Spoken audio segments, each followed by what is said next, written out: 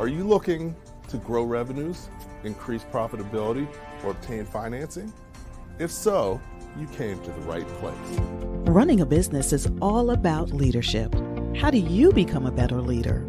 Learn from the successful entrepreneurs and business owners how to lead your organization more effectively. That's why we created Leadership Live at 8:05, Talking Small Business, to help you succeed with your host, Andrew Frazier, Business Growth Pro and CFO and founder of the Small Business Pro University. Every Tuesday evening at 8 p.m. Eastern, we're joined by experienced entrepreneurs and business owners who share their secrets to success via live stream. Also, every Friday morning, we release a new podcast episode.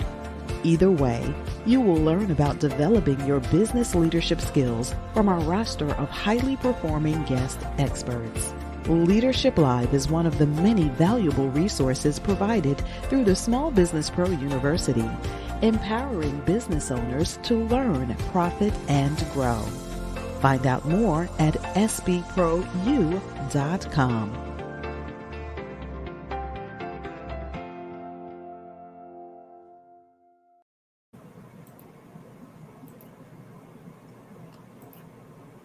Good evening and welcome to Leadership Live at 8:05 Talking Small Business. I'm your host, Andrew Frazier, and excited about being here once again on Tuesday night.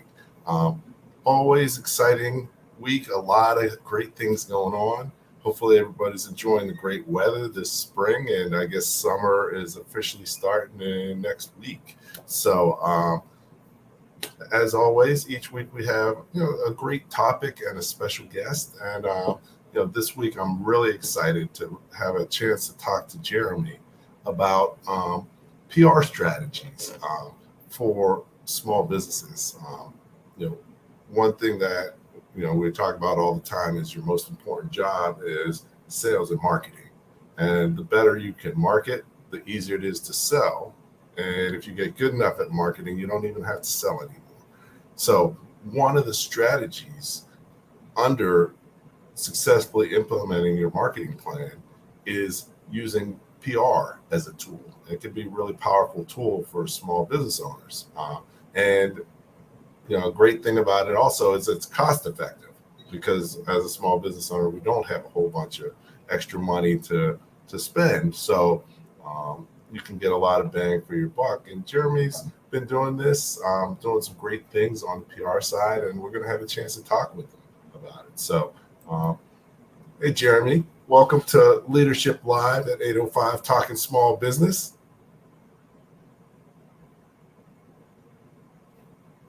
Okay. Oops, sorry, I had myself muted. I said, great to be hanging out with you here tonight, man. Okay. Yeah, no problem. I was taken breathless, man. That's what happened. Okay, breathless. All right. Well, hey, definitely it's good to have you. Thanks for hanging out late with us and taking some time off from your busy schedule. I know you have a lot going on these days, and a lot of great things that you're doing with your business. But not only that, you're juggling a family and a business. So you always got stuff to do. So, yeah, man. Excellent. So, you could probably give more justice to your background than I can. So what I'm going to do is just take a couple minutes, talk a little bit about your journey, how you got from where you were to where you are now, because, you've done a lot of things in a short period of time, and, really have been able to make a significant impact. So looking forward to learn more about that, but also seeing great things from you as we go forward. So go ahead and take a few minutes, and then I'll be back on and we'll talk. Yeah, so I went to a small university here in New Jersey called Seton Hall University. I went there for both my undergrad and my master's, and in between I studied at New College, Oxford. I thought I was going to be a college professor. I found out I was greatly mistaken, as that's not what I ended up doing at all, frankly. Very early in my kind of work career, I got out in 2011. And it was a weird hiring economy. And I was also kind of in a weird position as I had a master's degree. So I was underqualified for like the jobs I wanted, like professorships, but I was also overqualified for like entry level positions. So it was like, who's going to hire you at that? So I actually ended up working during the day with a painter. I'd start working every day at 6 a.m. Right after I got out of grad school. And I'd end up work 5, 6 o'clock, 7 o'clock to 10 or 11. I'd be the nighttime manager at the gym. So I was working 16, 17, sometimes 18 hours a day, right out of school for my first year out of school. And then I actually ended up teaching at a school in Wayne called DePaul Catholic, and I was teaching for a couple of years.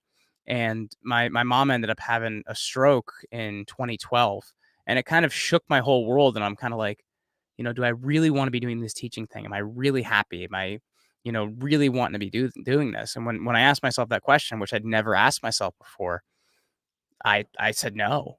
And at that point in time, I decided I needed to do something, but I didn't know what something was.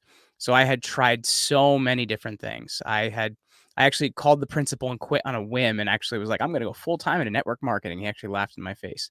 So that was the first thing I did. Then I sold life insurance, which I was really good at, but I didn't enjoy those conversations about death and, taking care of your family and things like that. It just wasn't a comfortable situation. So I finally ended up private labeling products on Amazon. We actually went to China, sourced some products, and we're selling them on Amazon. But I kind of made a little bit of an error in how we sold our products. Ended up pricing all my products at $1 by mistake and going out of business within my first day. So that was kind of my early business career. I actually ended up then teaching myself how to build websites from YouTube videos and blogs. And I was working at a friend's marketing firm building websites. I had been listening to podcasts since maybe 2007, 2008, somewhere around there. And it was becoming increasingly more popular. So I started a podcast in 2015, took off. We had 10,000 listens in our first month. And, by the time we got to 2016, people were like, hey, can you help me with this? And that's when we started the first version of what we did, which was called Get Featured Media, where we taught people to be great guests and book them on great podcasts. We had a little bit of tumultuousness there, if that's even a word. I think I may have made up a word. As we did multiple six figures in our first 6 months, our first 9 months, and my partner and I didn't really see eye to eye. We ended up splitting up. And my wife and I then took the employees, the business, and everything else, rebranded as Command Your Brand. And now in 2022, we have a team of 20. We've booked our clients on over 5,000 different podcasts. And I actually was lucky enough today, I guess the first interview I could talk about this on, as my book Unremarkable to Extraordinary, the early release actually went to bestseller on the new releases list for books coming out, which comes out on the 21st. So just really stoked to be here today.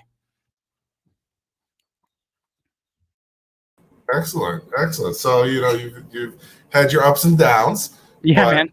you're learning throughout the whole process, and it's really about the journey.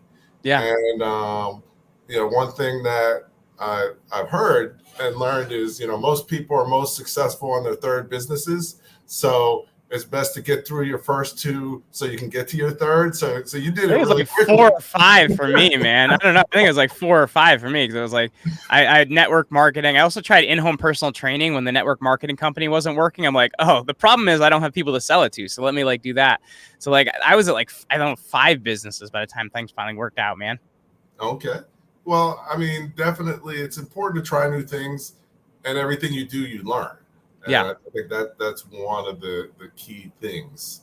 So, what would you say are some of the key things that you have learned in your transitions? Actually, initially for your first business, you went out of business on Amazon. Yeah. Pretty quick. So, talk a little bit about what you learned from that and what you took away from the experience. It's interesting because there's like a bunch of different things that, quote unquote, I failed at. But when I look at each one of those experiences, I learned something from each one of those things. Network marketing, I learned how to make a meeting. I learned how to network. I learned how to meet new people. I was very much an introvert, which if you met me now, you're like, there's no way you're an introvert. But that helped to kind of break me out of my shell. Selling life insurance, I was making 100 phone calls a day. And I know when I initially started, if you made one phone call and somebody told you no, that hurt really bad. So I learned how to make 100 phone calls a day. I learned all my web design chops private labeling and selling products, as I mentioned, on Amazon. So I've learned a skill from each and every thing that I've done. So I wouldn't say it's a total failure, because I think if we can take something from our failures and learn from that as well, I'm also a big believer in, you have to kind of go through those experiences to become the person you want to become. Um, I think too often, I think it's kind of more my generation. As I'm in my mid 30s, so I turned 35 a couple weeks ago. But there's this whole idea of like, follow your passion. And I think that's a really bad way to say it. I think it's actually find your passion. And the thing I'm going to talk about with that is it's an active process, right? Follow your passion, you're following and seeking. Whereas finding your passion, you got to do stuff, right? You do a bunch of stuff. Maybe it's not the right stuff, but you're doing stuff to find what you like, find what you don't like, and build some skills. So I think following your passion really is the wrong way to look at it, but finding your passion, really has, really has, kind of those connotations with that. Andrew, if they ask questions and it's relevant, am I allowed to answer those, or do we want to do those later? No, definitely. We definitely value the audience. We've got a lot of people tuned in, and always appreciate it. As always, feel free to make your comments. Feel free to ask questions. So if you have questions, there's a couple right here. If you don't mind me answering them. Sure, no problem. I just want to give a shout out to Carmelo, because Carmelo says, proud pirate. Yeah, go shoe, of course. And then LinkedIn user, I'm not sure who that is, but because I know it doesn't always pull the names through from LinkedIn and other platforms, says, wow, that definitely wasn't a linear path to success. What would you do differently? And then the second part was, did your master's degree hurt you early on but help you later? So to the second part, yes, it did hurt me early on, because people are like, well, you're overqualified for this job. You're just going to get this job, and then when you find a better one, leave. So yes, it did hurt me early on, but the later I was in my career, that gave me credibility, right? Because those credentials, people care about those. Like, they don't always have experience with them, but people care about those things. So it did definitely help me, the later in my career I got. It was something to kind of, add to the resume, which is important. And in terms of like, what did I do differently? I think the big thing that changed for me is my viewpoint on things. A lot of people look at things and they don't work out, and they say, why did this happen to me? Poor me. Or they're like that character from Winnie the Pooh, Eeyore, like, nobody notices me. And like the viewpoint that changed for me is like, okay, so what can I do with this loss? And how can I make this the last time I lose and figure out how to win? So I think if you can learn how to change that viewpoint, that's like a big thing. And it's not a huge, like, what did I do differently? It's just, how did I learn how to think differently? Okay. No, great question. And that was actually Christine. Oh, hey, Christine. So for some reason she comes up on my LinkedIn, but not on the StreamYard. But she's tunes in regularly. So thanks again, Christine, for your question and comments. So yeah, so definitely,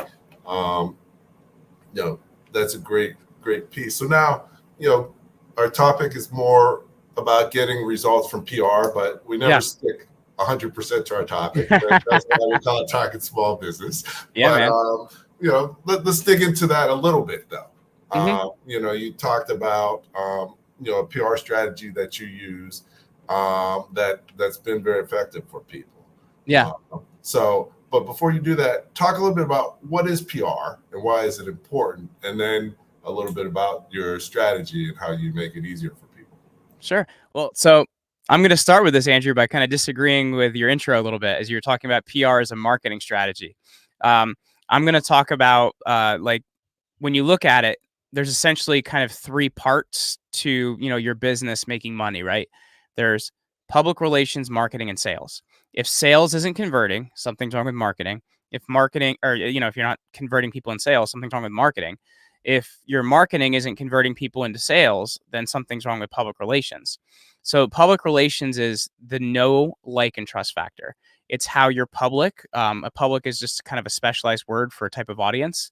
Your public could be other businesses. Your public could be lawyers, doctors, dentists, locals, whatever it may be, but you have an audience in that way. And we call that a public. So public relations is how you relate to that public, the relationship you have with that public. So what we say is it's that know, like, and trust factor. And I'll give you the example of, let's say there's 5 chiropractors in a town, and one of those chiropractors is open less hours. They're more expensive. and they speak at all the local conferences. Well, they're going to be more in demand, right? Because they're seen as the expert, because they're appearing in media. They're probably appearing on podcasts. They may have written a book. So if you have all of these public relations things in, it allows you to charge more for your services. It allows you to be more in demand, and it's going to make your marketing work better. It also gives you the pieces, the content pieces for your marketing to then promote. So it's like I mentioned, it's 3 parts to it: public relations, marketing, and sales. And all those things work together, and you can work it back and forth. If you're not selling, look at marketing. If your marketing isn't converting, look at public relations. But public relations is always that primary thing, is you want to get people to know you. And the thing that I think a lot of small business owners don't always think of is, number one, they skip that because they look at public relations. They say, well, I got to make money. I don't have time for that thing. And here's the thing that you can take and do with that is that's actually going to be a huge benefit to you, the small business owner, because a lot of people have that viewpoint, because you can actually really win with, kind of local media if you learn how to kind of play the game. So what I like to tell people is, on a local level, and this is frankly how I was able to kind of get my start and get that initial attention, actually grow my podcast early on, was all local. It was everything that we did local. So we call it the small pond strategy. And what I mean by that is everybody's a big fish in a small pond somewhere. Seton Hall University has a color magazine that goes to every person that's a current student or an alumni once a month. I've written different things. I've been featured in there. It's been included in there. I've been in different Rotary Club magazines. Where I live now, I lived in a previous place a year ago, and it was a lake community, and they had a cool color magazine that went to every house. I've been featured in that magazine because, we wrote in and did different things. We also, I grew up about 45 minutes from where I live in a small town called Hamburg, New Jersey, 5/8 of a mile in size, and nothing happens there.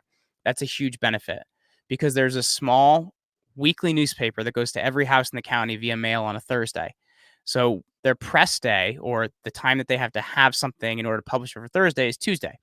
So I learned how to write a great press release about different things we were doing in the community, and then publicize those to that paper, to the university magazine, as I mentioned, all these different publications. And that is actually a great way to get attention, because there's not a ton of competition because people aren't going for it. So you can be a big fish in that small pond and actually get a ton of attention. So one of the things you have to understand, though, is people are like, okay, I want to get attention in these different publications. Like, what do I do with it?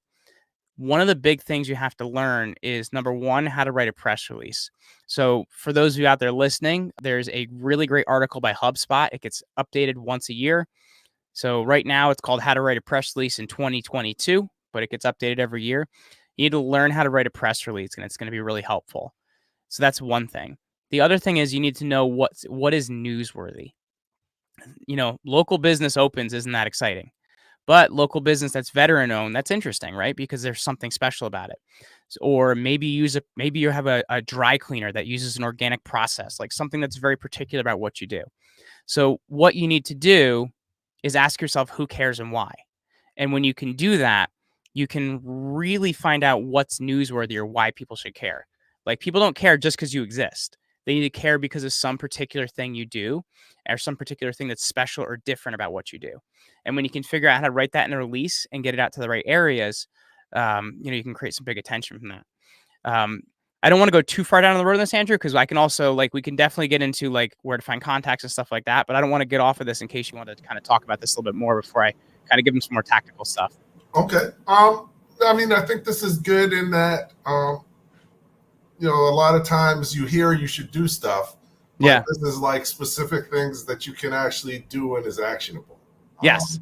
Yeah, because we can definitely get into where to find the contacts and stuff like that. But I don't want to run down the road too far in case you want to talk about this at all. Okay. Well, let's just circle back. Yeah. One of the things I always tell business owners is, really to be successful, there's 3 key things. You want to be proactive, you want to be creative, and you want to be flexible. Yep. And, these examples are examples of that. Being proactive, nobody came to you and asked you to write an article. But that's something all of us can do. Creative, you can't just write anything. you got to write something that fits with what they would be interested in. Yeah. And then flexible, you have to get it there when they need it and the type of article they need.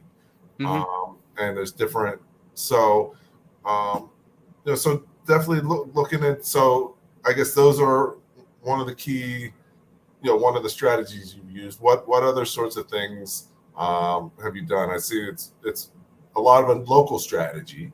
Yeah. So that it's always good to start out locally. What other types of things have you done or thought about that has been successful for you? Well, one of the things you want to start doing as well, and I guess just to add to your point of proactive as well, like it's definitely important to understand like how important it is to be proactive, because I think people have this kind of false idea that media looks for you. And unless you do something that's going to get you arrested, they're probably not going to look for you. Really, media, there's so many things going on. The news cycle is, kind of churning all the time. They're not out there looking for people that are doing good things. So you have to be willing to be your own mouthpiece, be proactive, and tell the good news about what you're doing. Guy Kawasaki is very famous for being what's called a brand evangelist, or telling the good news of the brand. And that's what you really need to be when you're the person wanting to tell your story or get out there. So I think, just to your point of being proactive, that's really, really important. In terms of other things you need to be taking a look at, the online world also creates a ton of opportunity for you. And one of the things that is really, really important to do is different niches will have like niche publications you can do. And it's interesting because there's some national ones, there's some local ones, there's some global ones. So for me, I was writing for a lot of niche publications early on, and it was kind of a way where, I didn't have money, I didn't have employees, but I could write, and I could write well. And that was something that was able to help me get some attention early on, because a lot of these sites, they're desperate for content. And because of that, you can actually get free content up in a lot of these places and actually get attention. So what, like I was writing for, Addicted to Success. I was writing for New Theory Magazine. I was writing for Grit Daily. I never wrote for Entrepreneur, but I did write for business.com. I was writing for, I'm trying to think of what other sites, HuffPost, until they kind of change their contributor strategy. But you can be a contributor to these different sites, and it helps you to get your information out, but also get your ideas out. And I think that's a really, really big, important thing to be thinking about. So that's one strategy. Another one that's really, really helpful as well is, and this is something kind of you should always have set up on the back end, but you go to news.google.com and you can actually search for different articles. But there's another site people don't think of, and that's alerts.google.com. So for Google Alerts, you should have your business name set up in quotation marks, your name in variations like, Andrew Fraser Jr., Andrew Fraser Jr. MBA. You should have these different variations of your name set up in quotation marks. And the reason we do quotation marks is because you're going to get a lot of different things that aren't really pertinent to you if you're not doing quotation marks. But what'll happen then is Google Alerts will search for you in different media as you come out, things you may have missed, things you may not have known about. So that's something you should have set up on the back end.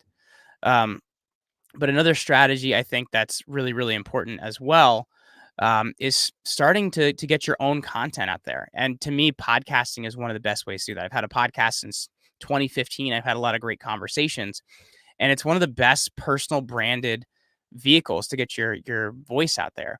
And the thing I would say is, if you're not going to do something that's different than everybody else, then don't start, but figure out what's different about your voice and how you can get that out there and how you can do it differently. Like the thing that's cool about like the show that Andrew does here is, it's live and you guys are actually communicating, and that's really cool. A lot of people don't do that, and they don't have it so you can engage with the audience. So find something that's different about what you're doing and do that through a podcast. Let's say, let's go back to our example of a dry cleaner. You could actually tell people different things they need to know about dry cleaning or about clothing that pertains to dry cleaning. There's so many things you could do that people are looking for information on, because podcasting is a learning platform. So that's something you really should be taking a look at. I think that's kind of a lot of the things. I don't want to go too far down the road here, Andrew, before I give you a chance to kind of rebuttal here, man. Okay, no, this is great. love your energy, and that you try a lot of stuff and do a lot of things. And in this environment, technology, business, the world is changing so fast that you can't stand still. And definitely continuing to do that. And like you mentioned, in this day and age, everybody needs to be a media company of some Yeah. shape or form. Yep. So I was in somebody's session. They were talking. You need to, if you like to write, then you need to have a blog. If you like to speak or whatever, you need to have a podcast. If you like video, you should have a video podcast. But you need to go where your skills and interests are. But to survive in the virtual environment, you really have to be in the media in some shape or form, Yep. Whatever that's going to take. So I think you're right on track there, because there's unlimited need for content as long as it's good and relevant. Well, and it's something as well. There's another really great source out there too that people forget about. I don't know if this is one that you use, Andrew. Helpareporter.com. Have you used that one before? Yeah, Haro. Yeah. Yeah, Haro. It's one people don't think of. Is a lot of times, like, let's say reporter's in a pinch and they've got to write a story in like 6 hours and they need a source. Well, you could be a free source on a site like that and also get out in media. So if you're like willing to be I think proactive, that was a good word, man, because it's a really good theme for how you should be looking at PR and your brand, is being proactive and finding different opportunities to get out there and really just have conversations with the people that would be hiring you. And that's what you're really doing through the media you're creating. And there's so many different media outlets. You talked about small pond PR focused, and just because something's a big name doesn't necessarily mean that that's where you should be. Well, not early on either, because you're going to strike out a lot initially if you don't have a lot of media, right? So like the more media you get, the better chances you're going to give yourself of getting the bigger things, like, getting on cable news, or, getting in Inc. or Forbes, one of these things. But if you don't have kind of baseline media, those people aren't going to look at you as legitimate. Yeah. And actually, what is it? My PR guy, he says, media begets media. So exactly. You got to start somewhere, like you said, and the more media you get, the more you're going to get. But you got to get that momentum up, and who knows where it goes from there. But that's always key. So now, one thing I always like to focus on is target markets. Yeah. And how do you look at your target market, and how do you incorporate that into a PR strategy? You got to go as niche as you can. I think this is, because we have conversations with a lot of people that are looking to hire us to talk about PR strategy and use podcasts to do that. I find that a lot of people come to us and they think their audience is everyone. And when you kind of go that broad, you're going to fail, man. So it's really about, what is the most niche audience I can service and how can I service them? So to me, when you're looking at audience, that's the biggest thing you got to look at is, when you think you've niched, you got to niche more, because you can come out from a niche as you kind of get attention and grow from that. Like, you can kind of start small and grow. You look at somebody like Lewis Howes is probably a name that a lot of you guys have out there have heard. He was famous for teaching people how to use LinkedIn, and he got a lot of attention from that. And as he got more attention, he was able to do more things and expand his reach and, start this big podcast and have a New York Times bestselling book and do all these different things. But it started with really niching down he was actually one-on-one meeting with people at coffee shops, teaching them how to set up their LinkedIn profile right. And then once that worked, he set up a group teaching people how to set up their LinkedIn profiles right. And from there, as he got attention and grew an email list and did these things, he could do something. But you really got to niche down, because if you don't, your message isn't going to impact. Because when you niche down, what your audience is thinking, the questions they're going to ask, their pain points, what keeps them up at night, What creates trouble in their relationships because of what's happening in their business? These are all things you're going to know. And because of that, you can speak their language and it actually impacts. But if you don't niche down, it's really not going to matter. Okay. All right. No, definitely. So now, niching is key, but sometimes that feels like a buzzword. So not everybody understands what that really means. So what does that mean in English? Go as small and specific as possible. Meaning, like, let's say, you're like, okay, so we service, like, let's say you're a chiropractor and you say we service professionals. Well, we service busy professionals that want to be at the highest level of athletic performance, but they also don't want to sacrifice their family time. So that's really going specific. When you're really thinking about who your public is, you want to sit down there and you want to really list out all the things that matter to them. Niching just means going really small. And that's what you're doing is you're getting very specific about who they are, who they care about, what matters to them, as many things as you can list on that. And then you really get to know them. And you'll find that just like you could write a letter to a friend, you can write content to that person, right? I don't know. I think it's weird when people are like, I give my perfect audience member a name. I don't know. That's a little weird to me. I don't do that. But like when you really get specific like that, you can actually write the exact content to that person because you know what they're thinking. So to me, that's how I would break down the buzzword of niching down. Okay, so it's really about focusing. Yeah. And being very specific about who you're reaching out to. Okay, and the less people in that niche, usually the better, especially when you're starting out, because then there's less competition. Yeah, absolutely. Yeah, we have a good question here from Carmelo. Do you mind if we bring this in, man? Sure, definitely. Actually, as you're seeing them, for some reason there's a delay, so they don't show up. Oh, so am I seeing them first? Yeah, you're seeing them before me. I don't know. Oh, damn, man. I feel like I'm the boss here. Okay. Yeah, so Carmelo says from a PR positioning on branding your content, which vehicle is the best multiplier? Podcasting, Facebook Live, Instagram Live, YouTubing, TikTok. Sorry, my Grammarly is covering up a word there. There we go. Okay, there we go. Now it moved. Should it be done simultaneously? So here's the thing I would say to that, Carmelo. I think when you look at that, it can be super overwhelming, right?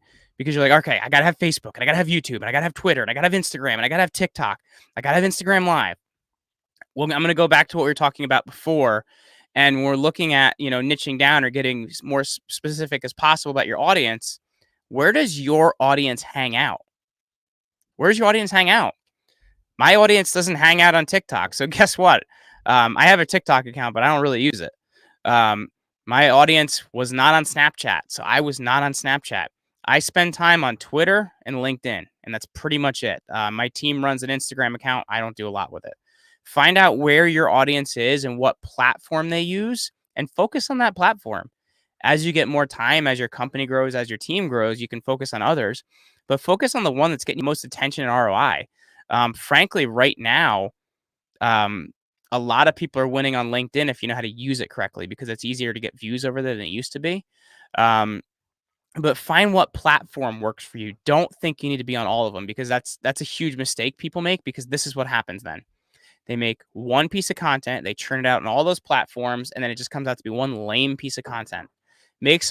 Pick a platform, create content very specific to that platform to help your public, and focus on that. That's the advice I would give Carmelo.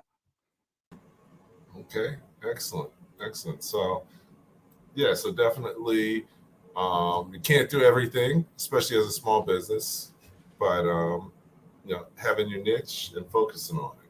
So we got a couple others. I don't know why you're seeing them before me. I'm seeing them faster, man. I don't know. I guess because you're younger. I don't know. But here's one from Christine up on the screen. Yeah. Okay. Okay. What does Christine have to say here? Christine's the one that's LinkedIn user, right?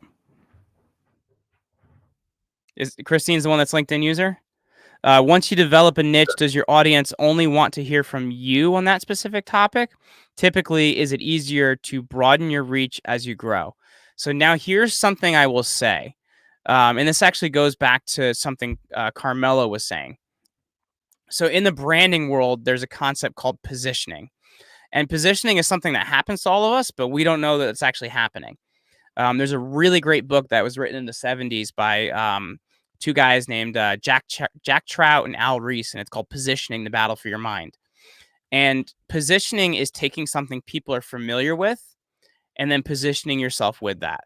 So the example I hate, but it's the easiest to use because I hate it because it's overused. But we're the Uber of blank, or hey, we're like Coke, we're like Pepsi. We're not like Amazon, whatever it may be. So like you're taking something people are familiar with and you're positioning yourself with it or against it. So that's something that's really important. So when you're developing your niche, does your audience only want to hear from you? Well, here's the thing I would say, and this is something I've learned in the podcast world, and I also learned this in writing a lot of content, is I interview a lot of people, and that's helped me in a couple specific ways. One, you don't have to come up with all the content ideas. Two, each person you interview that has credibility in your niche, you're now benefiting from that positioning, right? Because you're being seen with that person and you're interviewing that person. So if you're interviewing that person, you must also be an expert. So you're really benefiting from the positioning. So, in that, that would be the advice I would have, is figure out how to do interviews within your area, whether it's in written form. I've done some of those, or whether it's in a podcast, I've done some of those, or it's on your YouTube channel, whatever it is. Mix some of that in, because you're also going to benefit from that positioning. And that's also going to broaden your reach, because the more people have heard of that person, the more that's going to help you as well. A great point with that. And also just, it helps you stay current with what's going on and communicate better. I've been doing my show for just about 2 years now, every week. And that's consistency, man. 2 years for a live show. That is consistency, man. Yeah. No, I committed to it. Live shows are not easy. Like, for people out there that don't know that, live shows are not easy. So hats off to you, man. Thanks. So yeah, but it's been a great experience meeting great people, but also just building your communication skills. Like you said, before you did the sales thing, the trading, you would have never been able to do that stuff, or people probably wouldn't even recognize who you are. And same for me. I used to be more numbers focused and really just only said what I had to say. Yeah. But you need to say more than that if to be successful in business and to move forward, especially in the current environment. So well, and to that as well, like, I think something that's important is something I do now at like kind of this season in my life and my business is I do a lot more keynote speaking, which is speaking in front of. I've spoken in front of like a couple thousand people. Like, that's something that I do now. People are like, oh, how do you do that? And it's like baby steps, man. Like, when I started my podcast, it wasn't even video because I didn't want other people to see me. So it's like consistently, figuring out how you can, do more, and then you can do more. Because I think at the same time, I think in hearing a lot of the things that we're talking about, I think depending on what somebody is in their business, sometimes it could be overpowering to hear those things. So you have to realize, you kind of only get better, one day at a time. I used to be a competitive powerlifter in my early 20s. And at one point in time, I pulled an 80,000 pound army tank 12 feet. People are always like, wow, how did you do that? That's crazy. And here's the thing I say. I did something called linear progression. And what that means is from the time I was 14 and to the time I was 25, I tried to get 5 pounds a week stronger. And 5 pounds a week compounds over years. And what do you know? You're pretty strong by the end of that. It's the same when you're building a skill in your business. How can you get a little bit better this week than the previous week? And that's how you can grab some of those skills. Okay. All right. So continual improvement. I like it. Definitely, it takes time for anything to happen, but incredible things can happen if you work on them a little bit at a time. So, so definitely. So hour's going pretty fast. We're already 40 minutes in. I haven't even done any commercials yet. So we're just going to take a quick break real quick. Just, one thing that I do on a quarterly basis for entrepreneurs and business owners is we do a small business power breakfast and conference. And it's a great opportunity for entrepreneurs and business owners to convene, connect, learn best practices, enjoy great networking, and really be able to gain useful knowledge that they can put to work immediately within their business. So the next one's going to be coming up on July 29th in the city of Newark. So it's a full day conference. And the night before, we're actually having a networking reception. So the first time actually doing that. So if you haven't been to the Power Breakfast, the conference, you should check us out. Jeremy, you're here in New Jersey, so we'll have to get you invited. If you are looking to increase revenues, improve profitability, and or obtain financing for your business, you need to check out the Power Breakfast and Small Business Pro conferences. My name is Andrew Frazier. One of the things we're here to do is supercharge your day. Today's Power Breakfast has really been a phenomenal experience. I think it's exactly what business owners need, some true guidance of people who are genuine and really are leading them in the true direction of business growth and expansion. The Power Breakfast is so important for the entrepreneurial community because it gives the various business people who come together an opportunity to interact and also do some business. These events hosted by Andrew Frazier, President and COO of Small Business Like a Pro, will supercharge your day.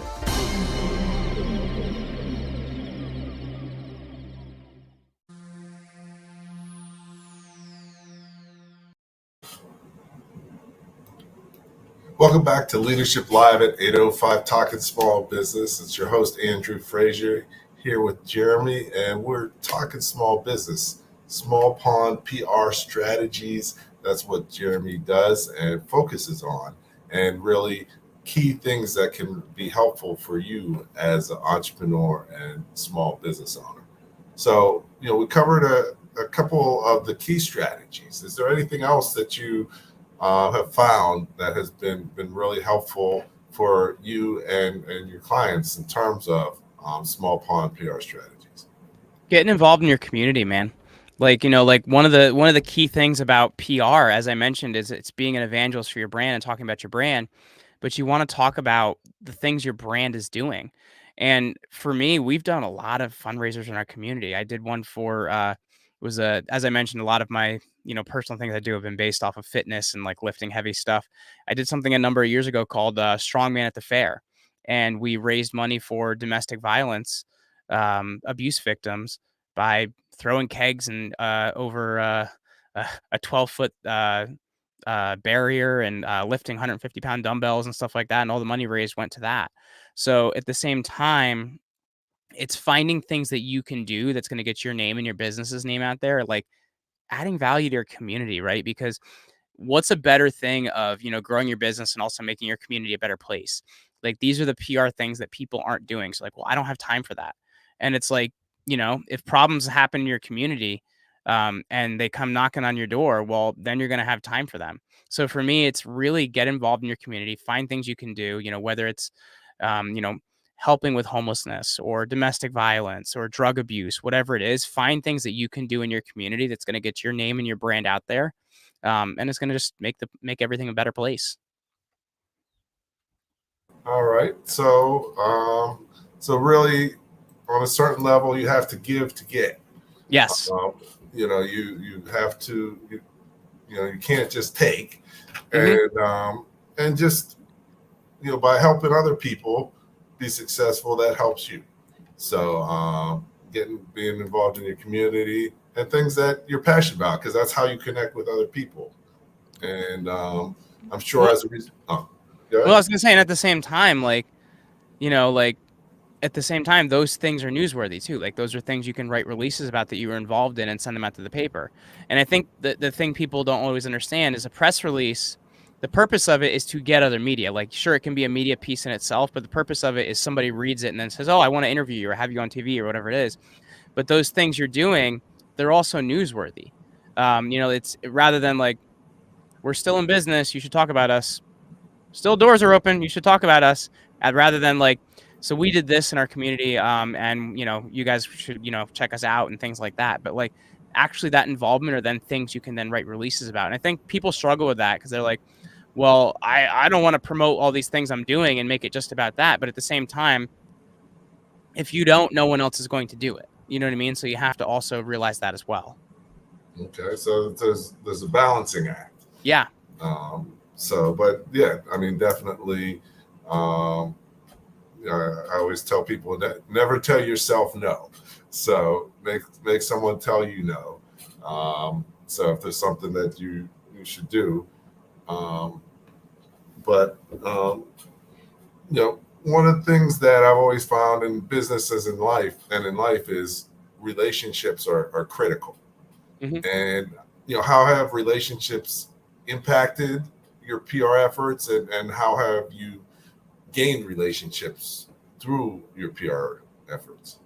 Well, frankly, like as I mentioned, I do a lot of keynote speaking now. Actually, just a couple weeks ago, I did a really great talk in Cancun, Mexico. And a lot of those, actually not a lot of those, every talk I've ever done has been from a relationship. I've never pitched for a keynote. I've spoken in Kiev, Ukraine a few years ago. I've spoken all over South America. I've spoken all over New Jersey, different states in the country. I've been in Utah and spoken. Those have all been from networking and from personal connections I've made either from media or other podcast content. So I never sought those things. I just showed up as a person of value, willing to teach. And because of that, those opportunities came my way because, I don't know, I guess in some ways I'm a good communicator. So people are often like, hey, can you speak to my group? So for me, like that's all been built off relationships. We have a couple great questions here that I'd like to grab. Definitely. Are you related to Evan Fraser, or is that just a coincidence? He might be my brother. Okay, he might be your brother. Okay, cool.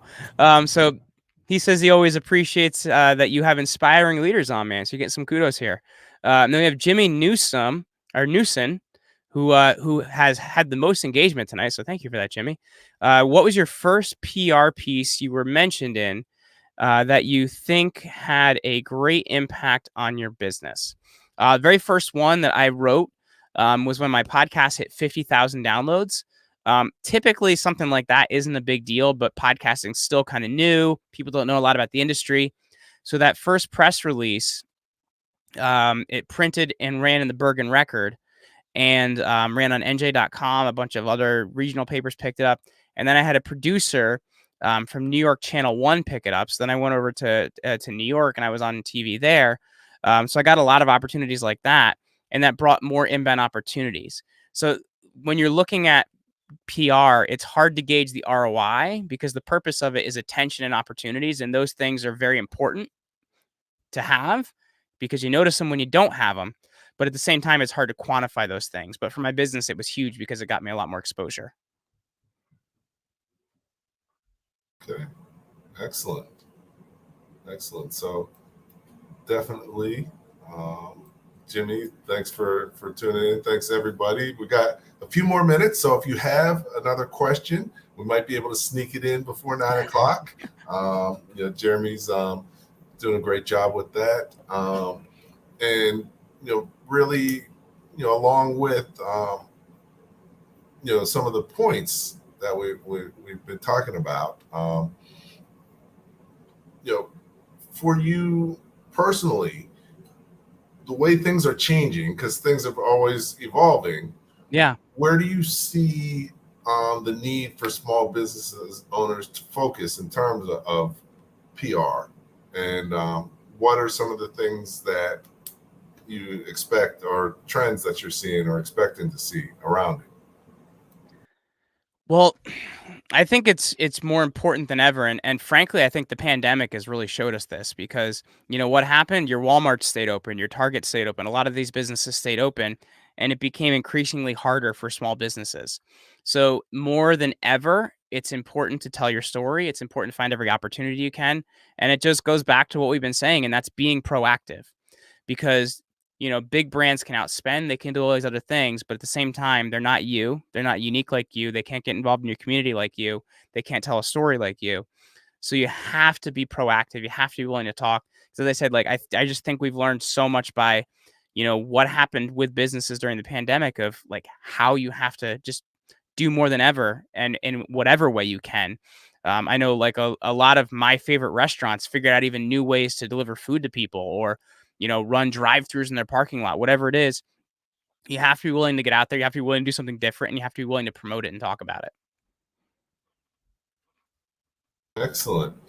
And one of the things you're talking about is, many times large businesses, what they do makes them successful. Um, it's actually the opposite of what small businesses should do. Yes. And you talked about going to your strengths, and I think the things that you mentioned are key. So you should even mention, talk again about the key things that differentiate you as a small business versus a large business, and what strengths you should go to, because I think that was a great statement. Well, you got to focus on, how, people can know you, like, and trust you, I think, which is important. You also need to just really focus on who you serve and how you serve them, right? Know every single thing you can possibly know about that person, and then you can deliver to them in a way that any other person can't. What do they care about? Are they single? Are they married? Are they divorced? Like, these are different things you need to know about your public, because you're going to think about the concerns they have. If they're divorced, childcare is probably a lot harder for them than it is for a lot of people. So, if you're a gym and you can find a way to involve childcare, you're probably going to have more people that want to work out that probably couldn't if you didn't offer that service. So really getting to know your public is just vital. And once again, offering childcare as a gym, that's a PR thing, right? Because, somebody's going to go there because they know they can get what they need, and they trust you, and that you're going to bring in more business that way, because then they're going to tell other people about you. Your goal is always to create word of mouth. We have a question here from Nefertiti Goodman, which Nefertiti, I love that. It's a great name. One of the few female pharaohs in Egypt, Nefertiti. What were your challenges during the pandemic? So for us, our business has always been virtual, though we are in New Jersey.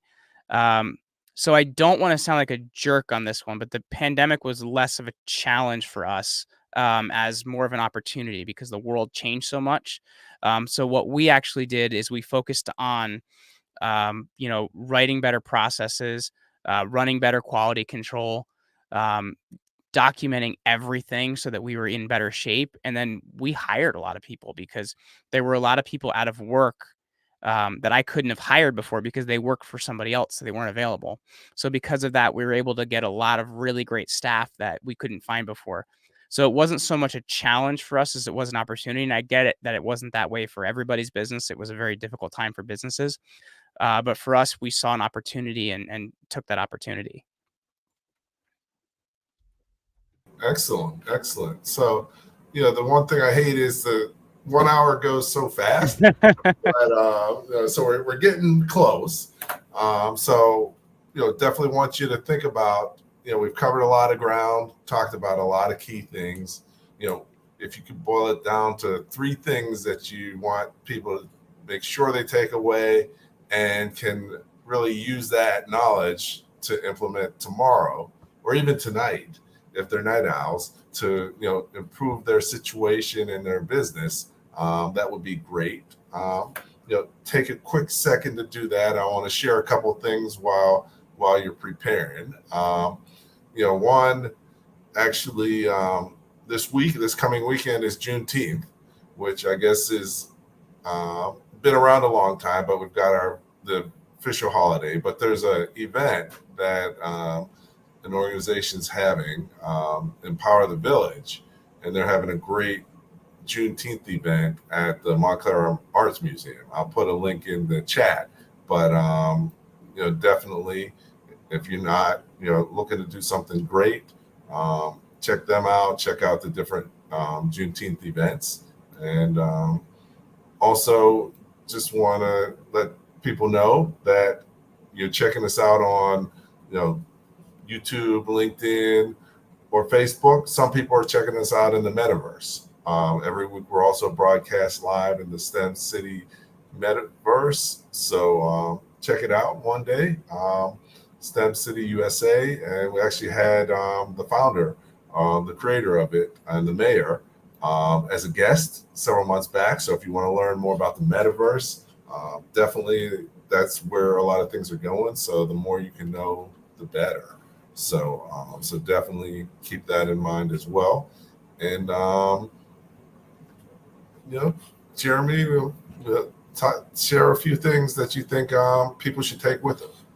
So I think the first one would be is understand that you have to take 100% responsibility for getting your story out there, because nobody else is going to do it for you. So it goes back to the kind of the theme of this whole episode, which is be proactive. So that's number one.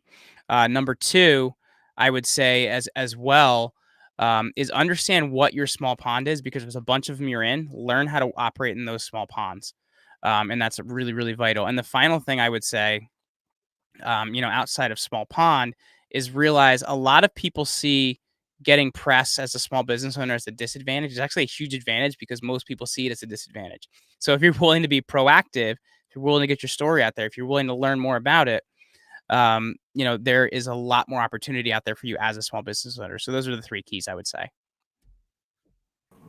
Excellent. So, you're basically you're the captain of your own ship as a small business owner. So you got to take responsibility and own your results, good and bad, but definitely, understanding your pond, understanding your niche, where are your people and how do you reach them, and going after the press, don't do the same thing everybody else is doing. Yep. So excellent. So now this has been great, Jeremy. Your perspective, love what you're doing. Look forward to seeing you continuing to do great things. Since you're in NJ, we'll have to hook up and hang out one of these days. And yeah, man. Appreciate you taking time out of your busy schedule to come on and share your expertise with the group. Hey, I appreciate the opportunity, man, and I really hope, and it seems that way by the comments. So I hope we were able to really give people something to walk away with today. Yes, definitely, and definitely appreciate everybody's comments and questions and tuning in with us every week. So thanks again. Hang out for a sec, Jeremy, and we'll close it out. Definitely each week we have this great guest. Jeremy's excellent. He's done some great things, and we had Kimberly last week, and this coming week we have Ramon Ray, and he's going to be talking about finding your inspiration. If you've seen him or you know him, he's got a lot of energy, a lot of excitement, and really passionate about helping people find their inspiration and really taking off on that as business owners. So very much looking forward to having him as a guest and being able to share that. So hopefully you'll be able to join us next week as well. And until then, at the end of the day, we always say that the more that you know, the faster your business will grow. Thank you for listening to Leadership Live at 8:05, Talking Small Business. Subscribe to our YouTube channel and to the podcast on your favorite podcast platform. Leadership Live is one of the many valuable resources provided through the Small Business Pro University, empowering business owners to learn, profit, and grow. Find out more at sbpro.u.com.